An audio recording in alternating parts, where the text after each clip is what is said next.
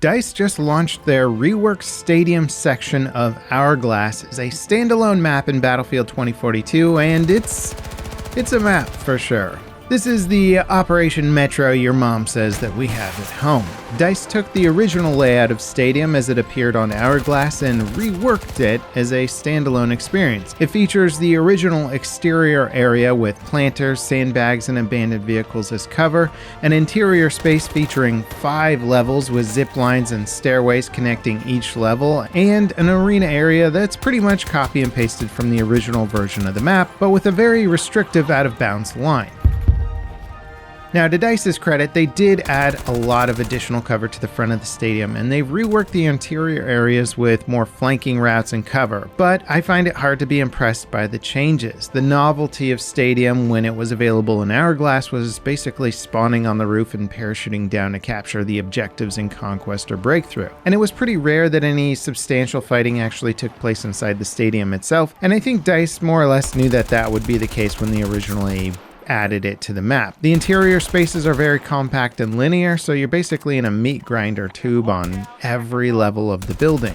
And when you confine 64 players to this space plus a little bit of the surrounding exterior, you've got a recipe for non-stop smoke grenades, explosions, constantly having enemies spawn right behind you, tons of spray and pray deaths, and ultimately just non-stop chaos the entire match with, I gotta say, not a lot of flow or structure. Now, to be fair, this might be somebody's absolute dream way to play Battlefield. But from my understanding, or at least my observations, most people's favorite meat grinders usually have a bit more flow to them. With this stadium map, the amount of times that people spawned directly behind me was crazy. Also, spawning onto an objective only to be instantly shot by somebody camping the objective or just aiming directly at the spawn locations was very common, and it just felt like a very novice map design. These are the kind of problems that you want to iron out in beta testing for a map, not see in a final product. Now, perhaps, and I am trying to give this map a little bit of a silver lining here, perhaps the more you play it, the more there will be some sort of pattern and strategy that come out of it, and players will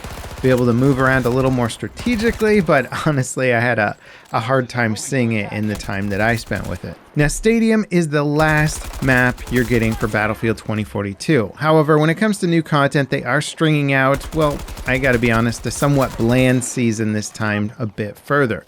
Another new weapon and stealth bomber will be added to the game later this month, followed by a Future Strike final event. And from there, I don't know if any additional content is planned. And this season's content is a bit more stretched out to me, which is a little weird in some situations. Usually vehicle releases come with a map launch where that vehicle will be present, so it's weird adding a stealth bomber to the game without a map combination. I'm not saying they can't do it, it's just kind of unusual. Perhaps they're doing a test to see if they get more press exposure by releasing the map on a different date that they do vehicles and weapons and stuff like that, and they're gonna see if it works better for their next game. I'm not sure. I'm trying to figure it out. Regardless, though, the upcoming content is not something that I'm particularly excited about, especially a stealth bomber is not something that I even necessarily want to see in the game. So this map release does feel like it'll probably be the final player boost for 2042 before it begins to slowly bleed off its players while we wait for the next game in the franchise. Unfortunately, going out in a puff rather than a bang. 2042, for all its failings since release, managed to correct the vast majority of its issues, making it an enjoyable game to play with friends, but they were never quite able to deliver the content players have come to expect from this franchise or build up some decent momentum with it. Map-wise, 2042 has finished things off with 14 base game maps. That is, if we don't count the portal maps, which have kind of bled over into a lot of the main game rotations. And a significant portion of the base game maps just don't quite feel like full maps due to the problematic rework process of converting truly terribly designed maps into somewhat decent maps, compared to, say, Battlefield 4, which ended with 33 maps by the time it finished off its full DLC cycle.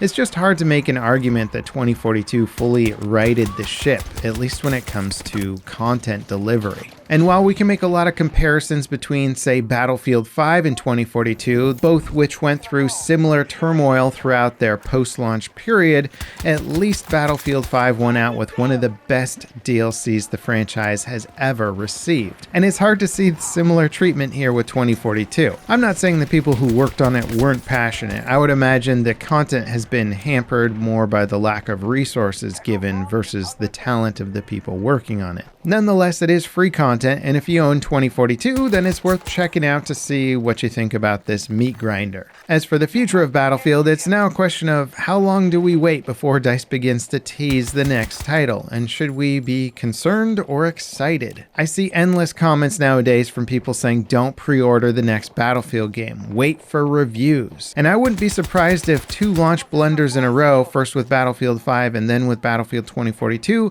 will actually lead to lower adoption rates and a lot more skepticism from the player base.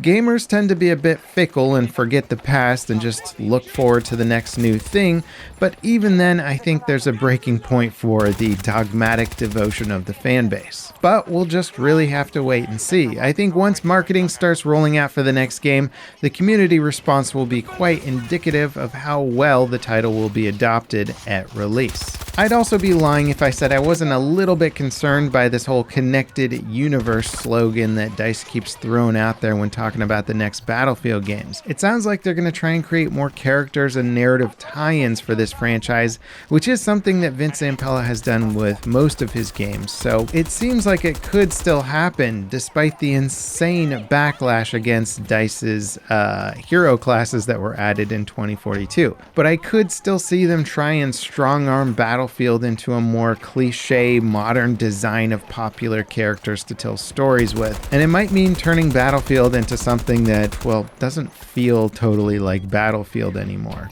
Again, this is all complete speculation based on very vague language, which is typical in the AAA game industry and especially from DICE when talking about upcoming titles. Now, I'd be curious to see if 2042 has some big player spikes lined up for its future. Battlefield 5 had an insane player spike when Battlefield 2042 dropped and flopped really hard. People were all amped up for a new Battlefield game. They went back to BF5 and went, oh my gosh, this game's actually pretty incredible. I haven't played it since like the early days, and all of its DLC is now fantastic. Will 2042 have another resurgence like that? I think it's already had a couple throughout its life cycle, and even this last map that dropped before this one with the start of the season brought the player base back, and it was topping 40k players on Steam concurrence, which was pretty impressive for any Battlefield game, let alone 2042. So I'd be curious to see if there's going to be more resurgences of people coming back to play a game that they hadn't tested since launch, because 2042 inarguably